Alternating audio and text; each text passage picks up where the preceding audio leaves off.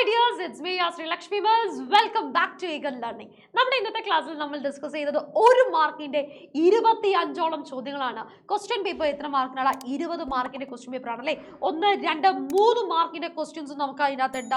എന്നാൽ നമ്മൾ ഇന്ന് ഡിസ്കസ് ചെയ്യാൻ പോകുന്ന ഈ ഒരു മാർക്കിന്റെ ചോദ്യങ്ങൾ ഈ പറഞ്ഞ 1 മാർക്കിലും 2 മാർക്കിലും 3 മാർക്കിന്റെ ക്വസ്റ്റ്യൻസിലെ ഓപ്ഷൻ ആയിട്ട് നിങ്ങൾക്ക് കാണാൻ സാധിക്കും. അത്രയും ഇമ്പോർട്ടന്റ് ഏരിയാസിലുള്ള ചോദ്യങ്ങളാണ് നമ്മൾ ഡിസ്കസ് ചെയ്യുന്നത്. റെലവെന്റ് ക്വസ്റ്റ്യൻസ് ആണ് നമ്മൾ ഡിസ്കസ് ചെയ്യുന്നത്. സോ ഈ ഒരു content video till last complete കാണുന്ന ഒരാൾക്ക് 100% ഉറപ്പാണ് നാളത്തെ എക്സാം അടിപൊളിയായിട്ട് വിത്ത് ഫുൾ കോൺഫിഡൻസോട് കൂടി തന്നെ എക്സാം എഴുതാൻ സാധിക്കും, നല്ല മാർക്ക് സ്കോർ ചെയ്യാൻ സാധിക്കും കേട്ടോ. സോ ആദ്യം നിങ്ങൾ ചെയ്യേണ്ടത് നിങ്ങളുടെ ഫ്രണ്ട്സിലേക്ക്, നമ്മുടെ കൂടെയുള്ള നമ്മുടെ കട്ട ചങ്കളിലേക്ക് ഇത് എത്തിക്കുക. കാരണം അവരും എക്സാം നന്നായിട്ട് എഴുതട്ടെ, അവരും നല്ല മാർക്ക് സ്കോർ ചെയ്യട്ടെ കേട്ടോ. അപ്പൊ നമുക്ക് എന്ത് ചെയ്യാം, ആദ്യത്തെ ചോദ്യത്തിലേക്ക് പോവാം. ഫസ്റ്റ് ക്വസ്റ്റ്യൻ എന്താണ്? യെസ്, ഇവിടെ നമുക്ക് സോളിഡ് ലിക്വിഡ് ഗ്യാസിന്റെ അറേഞ്ച്മെന്റ് തന്നിട്ടുണ്ട് അല്ലെ, മോളിക്കുലർ അറേഞ്ച്മെന്റ് തന്നിട്ടുണ്ട്. എന്താണ് ചോദിച്ചിരിക്കുന്നത്? Identify the molecular arrangement of gas. ഇവയിൽ വാതക അവസ്ഥയുടെ ചിത്രം ഏതെന്നാണ് ചോദിച്ചിരിക്കുന്നത്. കണ്ടാൽ തന്നെ നമുക്കറിയാം ആദ്യത്തെ ചോദ്യത്തിന്റെ ആൻസർ ഏതാണ്? ഇറ്റ് ഇസ് ഓപ്ഷൻ സി അല്ലെ. ഓപ്ഷൻ സി ആണ്. കാരണം എന്താണ്? ഗ്യാസ് എന്ന് പറഞ്ഞാൽ കണികകൾ വളരെയധികം അകലെയാണ്. ദ ഡിസ്റ്റൻസ് ബിറ്റ്വീൻ പാർട്ടിക്കിൾസ് ഏറ്റവും കൂടുതലുള്ളത് ഏതിനാണ്? ഈ പറഞ്ഞ ഗ്യാസ് പാർട്ടിക്കിൾസ് ആണ് അല്ലെ. മൂവ്മെന്റ് കൂടുതൽ മാർക്ക് തന്നെയാണ് ഗ്യാസ് പാർട്ടിക്കിൾസിൽ തന്നെയാണ്. ഇതേപോലെ ഒരു മാർക്കിനും ചോദിക്കും, അല്ലെങ്കിൽ എങ്ങനെയും ചോദിക്കാറുണ്ട്, ദാ ഈ തന്നത് പോലും ചോദിക്കാറുണ്ട്. ഇവിടെ നമ്മൾ കണ്ടുപിടിക്കാൻ പോകുന്നത് ഈ പറയുന്നതെല്ലാം മാക്സിമം സോളിഡിലാണോ ലിക്വിഡിനാണോ ഗ്യാസിനാണോ എന്നാണ് കണ്ടുപിടിക്കുന്നത് കേട്ടോ. മാക്സിമം ആയിട്ടുള്ള കാര്യമാണ് നമ്മൾ കണ്ടുപിടിക്കാൻ പോകുന്നത്. അതായത് എനർജി ഓഫ് പാർട്ടിക്കിൾസ്, കണികളുടെ ഊർജ്ജം മാക്സിമം ഉള്ളത് ആർക്കാണ്? ഗ്യാസിനാണ് അല്ലെ. നമുക്ക് പറയാം ഗ്യാസിനാണ്. ഞാൻ ഇവിടെ എഴുതുകയാണേ, ഗ്യാസിനാണ്, വാതകത്തിനാണ്. അല്ലെങ്കിൽ നമുക്ക് സി എന്ന് എഴുതാം, ഒറ്റയടിക്ക് നമുക്ക് എന്ത് ചെയ്യാം, സി എന്ന് എഴുതാം. അടുത്ത ചോദ്യം, the distance between particles maximum ഉള്ളത് ഇതിനാണ്. കണികകൾ തമ്മിലുള്ള അകലം മാക്സിമം ഉള്ളത് ഈ പറഞ്ഞ ഗ്യാസിന് തന്നെയാണ്. അടുത്ത ചോദ്യം ശ്രദ്ധിക്കണേ, എന്താണ്? അട്രാക്ഷൻ ബിറ്റ്വീൻ ദ പാർട്ടിക്കിൾസ് ഏറ്റവും കൂടുതലുള്ളത് ഇതിനാണ്. കണികകൾ തമ്മിലുള്ള ആകർഷണം കൂടണമെങ്കിൽ ഈ പറഞ്ഞ കണികകൾ അടുത്തടുത്താവണം അല്ലെ. അത് അടുത്തടുത്തുള്ളത് എവിടെയാണ്? സോളിഡ്സിലാണ്. അതായത് നമുക്ക് തന്ന ഇമേജിൽ എയിലാണ്. പരീക്ഷയ്ക്ക് ചോദിക്കുന്ന ഭാഗമാണ്. ഇനി അടുത്ത ചോദ്യം, മൂവ്മെന്റ് ഓഫ് പാർട്ടിക്കിൾസ്. അകലം കൂടിക്കഴിഞ്ഞാൽ അവർക്ക് മൂവ് ചെയ്യാനുള്ള സ്പേസ് കൂടി അല്ലെ. അപ്പോൾ മൂവ്മെന്റ് ഏറ്റവും കൂടുതലുള്ളത് എവിടെയാണ്? മാക്സിമം ഉള്ളത് ഇതിനാണ്, നമ്മുടെ ഗ്യാസിനാണ്. ഓപ്ഷൻ സീനാണ്. ഇതിൽ ഏത് ഓപ്ഷൻ വേണമെങ്കിലും ചോദിക്കാം. 2 മാർക്കിനും 3 മാർക്കിനുമായിട്ട് ചോദിക്കാറുണ്ട് കേട്ടോ. ഇനി അടുത്ത ചോദ്യമാണ്, when a gas is converted into liquid state, the energy of particles increases or decreases. ഗ്യാസിനെ ഞാൻ പറഞ്ഞിട്ടുണ്ട്, ഇങ്ങനെ ചോദ്യം കിട്ടിയാൽ അപ്പം അത് വരച്ചു നോക്കാം. ഗ്യാസിനെ നമ്മൾ എന്ത് ചെയ്യാണ്? ലിക്വിഡ് ആയിട്ട് നമ്മൾ മാറ്റാണ്. അതായത് പാർട്ടിക്കിൾസ് കുറച്ചും കൂടി അടുത്തേക്ക് വന്നു അല്ലേ. എന്താണ് ചോദിച്ചിരിക്കുന്നത്? What is the energy of particles. കണികകളുടെ ഊർജത്തിന് എന്ത് സംഭവിക്കുന്നു? ആ സ്പേസ് കുറഞ്ഞത് കൊണ്ട് ഇവിടെ എന്താണ് സംഭവിക്കുന്നത്? ഊർജം കുറയുകയാണ് ചെയ്യുന്നത് അല്ലെ. എന്താ സംഭവിക്കുന്നത്? ഊർജം കുറയുകയാണ് ചെയ്യുന്നത്. അടുത്ത ചോദ്യം, the form of energy responsible for the change of states. അവസ്ഥാ പരിവർത്തന കാരണമാകുന്ന ഊർജ രൂപം ഏതാണ്? ഹീറ്റ് അല്ലേ, താപമല്ലേ. ഹീറ്റ് എനർജി അല്ലേ, താപമാണ്. നമ്മൾ ചൂടാക്കി കഴിഞ്ഞാൽ ഖരം ദ്രാവകമാവുന്നു. ദ്രാവകം എന്തായിട്ട് മാറ്റാം? നമുക്ക് ചൂടാക്കി കഴിഞ്ഞാൽ വാതകമായിട്ട് മാറ്റാൻ സാധിക്കുന്നു കേട്ടോ. ഇനി അടുത്ത ചോദ്യം, ഫൈൻഡ് എ. ഗ്യാസ് സോളിഡ് ആയിട്ട് മാറുന്നതിനെ സോളിഡിഫിക്കേഷൻ എന്ന് പറയുന്നു. വാതകം ഖരമായിട്ട് മാറുന്നതിനെ ഘനീഭവിക്കൽ എന്ന് പറയുകയാണെങ്കിൽ, സോളിഡ് തിരിച്ച് ഗ്യാസ് ആയിട്ട് മാറുന്നതിനെ, ഖരം വാതകമായി മാറുന്നതിനെ നമ്മൾ എന്താണ് പറയുന്നത്? എന്താണ്? വളരെ ഇമ്പോർട്ടന്റ് ടേം ആണ്. പരീക്ഷയ്ക്ക് എല്ലാ വർഷവും ചോദിച്ച ചോദ്യമാണ്. സബ്ലിമേഷൻ അല്ലേ. എന്താണ് പറയുന്നത്? സബ്ലിമേഷൻ അഥവാ ഉത്പതനം എന്നാണ് നമ്മൾ പറയുന്നത്. ഗ്യാസ് സോളിഡ് ആയിട്ട് മാറുന്നതിനെ സോളിഡിഫിക്കേഷൻ, ഘനീഭവിക്കൽ എന്നും, ഇനി എന്താണ്? സോളിഡ് ഡയറക്റ്റ് ആയിട്ട് ഗ്യാസ് ആയിട്ട് മാറുന്നതിനെ സബ്ലിമേഷൻ, ഉത്പതനം എന്നാണ് നമ്മൾ പറയുന്നത്. ഇവിടെ എന്താണ് ചോദിച്ചിരിക്കുന്നത്? Yes, give 2 examples of substance having the property of sublimation. ഉത്പതന സ്വഭാവം കാണിക്കുന്ന ഏതെങ്കിലും 2 പദാർത്ഥങ്ങളുടെ ഉദാഹരണം എഴുതാൻ പറഞ്ഞിട്ടുണ്ട്. ഇവിടെ 2ൽ കൂടുതൽ പദാർത്ഥങ്ങൾ നിങ്ങൾക്ക് കാണാം അല്ലെ. ഏതൊക്കെയാണ്? Camphor, iodine, naphthalene, dry ice, ammonium chloride. ഇവരൊക്കെ എന്ത് സ്വഭാവമാണ് കാണിക്കുന്നത്? ഉത്പതന സ്വഭാവം, സബ്ലിമേഷൻ പ്രോപ്പർട്ടി ആണ് കാണിക്കുന്നത്. എക്സാമ്പിൾസ് നോട്ട് ചെയ്ത് വെച്ചോട്ടോ, പരീക്ഷയ്ക്ക് ചോദിക്കട്ടോ. ഇനി അടുത്തത് എന്താണ്? The rate of diffusion differs among solid, liquid and gases. ഖരം, ദ്രാവകം, വാതകങ്ങളിലെ വ്യാപന നിരക്ക് വ്യത്യസ്തമാണ്. നമുക്കും അറിയാം അല്ലേ. എന്താ ചോദിച്ചിരിക്കുന്നത്? Among them which is the state in which diffusion rate it is maximum. ഇവയിൽ ഏറ്റവും ഉയർന്ന വ്യാപന നിരക്ക് ഏതിലാണ്, എന്തുകൊണ്ടെന്ന് ചോദിച്ചിട്ടുണ്ട് അല്ലെ. നോക്കി പറഞ്ഞേ, സോളിഡിനാണോ ലിക്വിഡിനാണോ ഗ്യാസിനാണോ? യെസ്, വാതകത്തിലാണ് എന്ത് ചെയ്യുന്നത്, ഡിഫ്യൂഷൻ ഏറ്റവും കൂടുതൽ നടക്കുന്നത്. എന്തുകൊണ്ട്? വാതകത്തിന്റെ കണികകൾക്ക് ഊർജം കൂടുതലാണ്, വാതകത്തിലെ കണികകളുടെ അകലം ദൂരെയാണ്. അപ്പൊ നമുക്ക് പറയാം ഊർജം കൂടുതലായതുകൊണ്ട് അവർ എന്ത് ചെയ്യുന്നുണ്ട്, പെട്ടെന്ന് ഈ പാർട്ടിക്കിൾസിനെ ഒരു ഭാഗത്ത് നിന്ന് വേറെ ഭാഗത്തേക്ക് കൊണ്ടുപോകുന്നുണ്ട് അല്ലെ. അപ്പൊ ഡിഫ്യൂഷൻ വ്യാപനം ഏറ്റവും കൂടുതൽ കാണിക്കുന്നത് ഏതാണ്?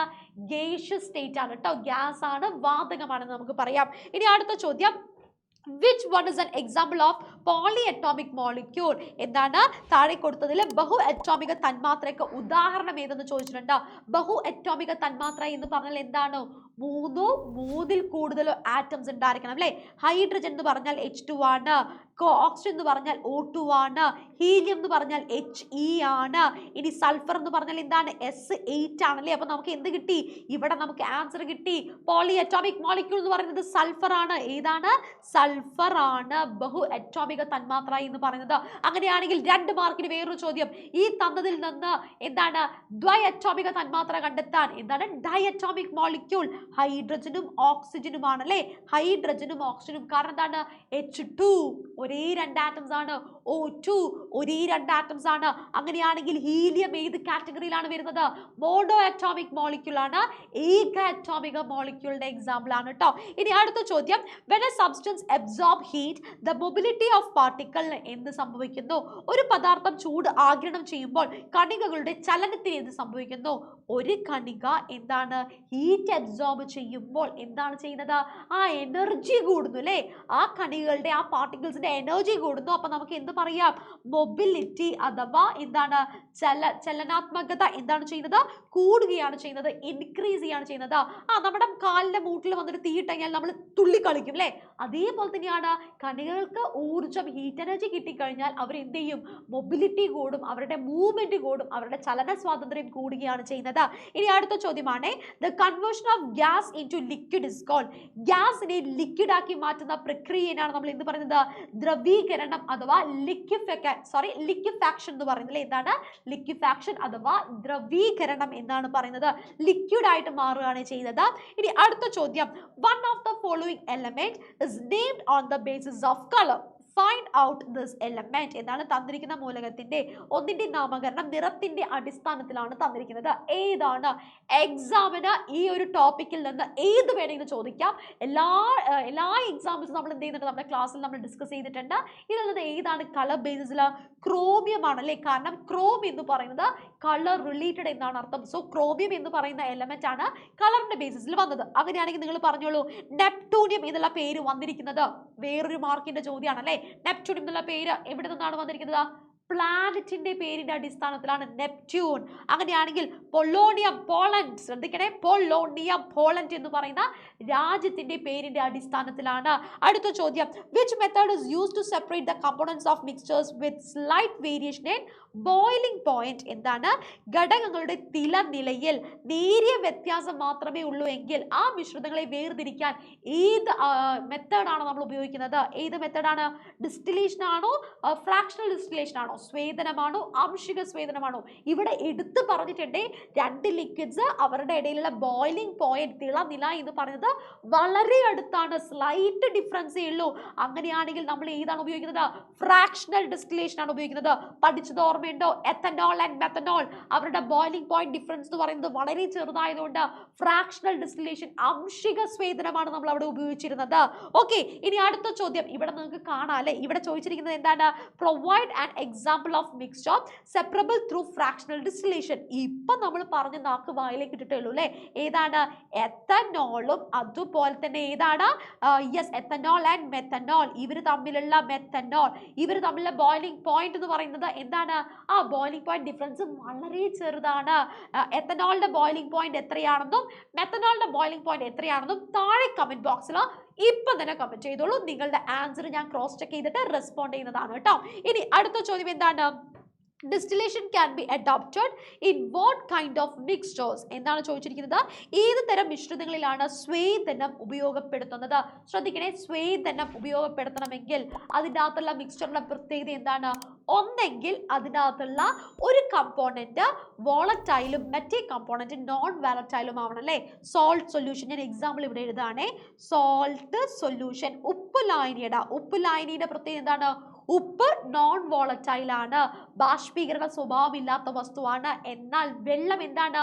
വോളറ്റൈൽ ആണ് അല്ലെ, ബാഷ്പീകരണ സ്വഭാവമാണ്. ചൂടാക്കുമ്പോൾ അത് നീരാവിയായിട്ട് മാറുന്നു. അങ്ങനെ നമുക്ക് എന്ത് ചെയ്യാം? ഡിസ്റ്റിലേഷൻ സ്വേദനം ഉപയോഗിച്ച് സെപ്പറേറ്റ് ചെയ്യാം. അതേപോലെ തന്നെ ഒരു എക്സാമ്പിളും കൂടി ഉണ്ട് നമ്മൾ പഠിച്ചത്. ഏതാണ്? അസറ്റോൺ ആൻഡ് വാട്ടർ അല്ലെ. ഏതാണ്? അസറ്റോണും വാട്ടറിന്റെയും മിക്സ്ചർ. ഇവർ തമ്മിലുള്ള ബോയിലിംഗ് പോയിന്റ് ഡിഫറൻസ് ലാർജ് ആയതുകൊണ്ട് നമുക്ക് എന്ത് ഉപയോഗിക്കാം? ഈ പറഞ്ഞ ഡിസ്റ്റിലേഷൻ മെത്തേഡ്, സ്വേദനം ഉപയോഗിച്ച് നമുക്ക് സെപ്പറേറ്റ് ചെയ്യാൻ സാധിക്കും അല്ലേ. ഇനി അടുത്ത ചോദ്യമാണ്, what is the name of the device used to separate kerosene and water from their mixture? Separating funnel അല്ലെ. ഏതാണ് ഉപയോഗിക്കുന്നത്? Separating funnel. മണ്ണെണ്ണയും ജലവും ചേർന്ന മിശ്രിതത്തെ വേർതിരിക്കാൻ കഴിയുന്ന സംവിധാനത്തിനെയാണ് നമ്മൾ എന്ത് പറയുന്നത്? സെപ്പറേറ്റിംഗ് ഫണൽ എന്ന് പറയുന്നത്. ഇംഗ്ലീഷിലും മലയാളത്തിലും എന്ത് തന്നെയാണ്? സെപ്പറേറ്റിംഗ് ഫണൽ എന്ന് തന്നെയാണ് നമ്മൾ പറയുന്നത് കേട്ടോ. ഇനി അടുത്ത ചോദ്യത്തിലേക്ക്, നിങ്ങൾക്ക് ചോദ്യത്തിന്റെ ഒരു ഇമേജ് കാണാം, സെപ്പറേറ്റിംഗ് ഫണൽ കാണാം. സെപ്പറേറ്റിംഗ് ഫണലിന്റെ പ്രത്യേകത എന്താണ്? ഡെൻസിറ്റി അല്ലെ, സാന്ദ്രതയുടെ അടിസ്ഥാനത്തിലാണ് നമ്മൾ എന്ത് ചെയ്യുന്നത്? സെപ്പറേഷൻ ചെയ്യുന്നത്. ചിലപ്പോൾ അടുത്ത ചോദ്യം അതായിരിക്കും, ഓപ്ഷന്റെ ചോദ്യം അതായിരിക്കും. എന്തിന്റെ അടിസ്ഥാനത്തിൽ നമ്മൾ സെപ്പറേറ്റ് ചെയ്യുന്നു? ഈ പറഞ്ഞ സാന്ദ്രത അഥവാ ഡെൻസിറ്റിയുടെ അടിസ്ഥാനത്തിലാണ് നമ്മൾ സെപ്പറേറ്റ് ചെയ്യുന്നത്. ഇനി അടുത്ത ചോദ്യമാണ്, suggest a suitable method for separating ammonium chloride from sand. Ammonium ക്ലോറൈഡിനെ സാൻഡിൽ നിന്ന് സെപ്പറേറ്റ് ചെയ്യാൻ നമ്മൾ എന്ത് മെത്തേഡാണ് ഉപയോഗിക്കുന്നത്? എന്താണ്? ഉത്പതനം അല്ലെ. ഉത്പതനം അഥവാ നമുക്ക് പറയാം സബ്ലിമേഷൻ മെത്തേഡ് ആണ്. കാരണം അമോണിയം ക്ലോറൈഡിന്റെ പ്രത്യേകത എന്താണ്? സബ്ലിമേറ്റിംഗ് പ്രോപ്പർട്ടി കാണിക്കുന്ന ആളാണ്. ഇവിടെ നോക്കിക്കേ, സബ്ലിമേഷൻ മെത്തേഡ് ആണ് ഉപയോഗിക്കുന്നത്. ഉത്പതനമാണ് സംഭവിക്കുന്നത്. നമ്മുടെ ammonium chloride and sand heat ചെയ്യുമ്പോൾ അമോണിയം ക്ലോറൈഡ് എന്ത് ചെയ്യുന്നുണ്ട്? സോളിഡിൽ നിന്ന് ഗ്യാസ് ആയിട്ട് മാറുന്നു, ഖരത്തിൽ നിന്ന് വാതകമായിട്ട് മാറുന്നു.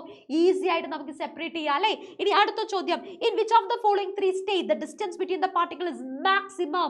ഏത് അവസ്ഥയിലാണ് കണികകളുടെ അകലം ഏറ്റവും കൂടുതലുള്ളത്? ആദ്യത്തെ ചോദ്യത്തിൽ നിന്ന് തന്നെ നമ്മളത് മനസ്സിലാക്കി കഴിഞ്ഞു. ഗ്യാസിലാണ്, വാതകത്തിലാണ് കണികകളുടെ എന്ത് അകലം ഏറ്റവും കൂടുതൽ നമുക്ക് കാണാൻ സാധിക്കുന്നത്. ഇനി അടുത്ത ചോദ്യം, some of the pure substance is given carbon dioxide, nitrogen, water and sugar. ഇതിൽ നിന്ന് ഓഡ് വൺ ഔട്ടിനെ കണ്ടെത്താൻ പറഞ്ഞിട്ടുണ്ട്. പല മക്കളും സംശയം പറഞ്ഞൊരു ചോദ്യമാണ് ഇത്. പ്രീവിയസ് ഇയർ ക്വസ്റ്റ്യൻ പേപ്പറിൽ ഒരു ചോദ്യമാണ്. ഇവിടെ ശ്രദ്ധിക്കുക, കാർബൺ ഡൈ ഓക്സൈഡ് എന്ന് പറയുന്നത് എന്താണ്? ഞാൻ താഴെ എഴുതുകയാണ്, CO2.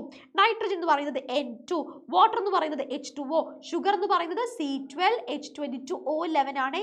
ഇത് കണ്ടിട്ട് നമുക്ക് എന്ത് മനസ്സിലാക്കാം? ഇതിൽ നൈട്രജൻ മാത്രമേ ഒരേ തരത്തിലുള്ള ആറ്റം ഉള്ളൂ അല്ലേ. ബാക്കിയെല്ലാം വ്യത്യസ്ത ആറ്റങ്ങൾ കൂടി ചേർന്നതായതുകൊണ്ട് ഇതിൻ്റെ അകത്ത് നിന്ന് നമുക്ക് പറയാം നൈട്രജൻ ആണ് ഓഡ് വൺ ഔട്ട് വരുന്നത്. കാരണം എന്താണ്? നൈട്രജൻ മൂലകമാണ്, ബാക്കിയെല്ലാം സംയുക്തങ്ങളാണ്. നൈട്രജൻ എലമെന്റിന്റെ ഉദാഹരണമാണ്, ബാക്കിയെല്ലാം എന്താണ്? കോമ്പൗണ്ട്സ് ആണെന്ന് നമുക്ക് പറയാം. ഇനി അടുത്ത ചോദ്യം, സോഡ വാട്ടർ മിക്സ്ചർ ആണെങ്കിൽ വാട്ടർ എന്താണ്?